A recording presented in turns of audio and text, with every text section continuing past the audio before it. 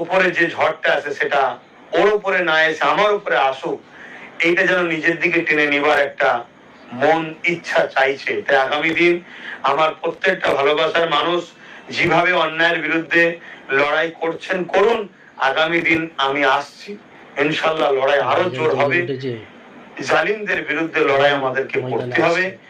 আসছি বলতে যে আমি মাঠে এখন নেই তা নয়, আমি তো লড়াই করছি, কিন্তু আমাদেরকে আরো ব্যাপক, যেটা আমি ভাষাতে আপনাদেরকে বুঝাতে পারছি না ঠিকভাবে, সাক্ষাৎ এসে কোনো কথা হবে, লড়াইটা কিন্তু আরো ব্যাপক ভাবে করতে হবে।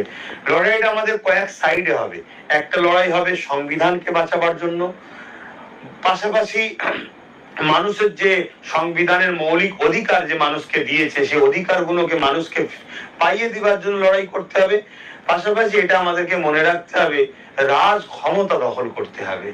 রাজ ক্ষমতা দখল করার লড়াই আমাদেরকে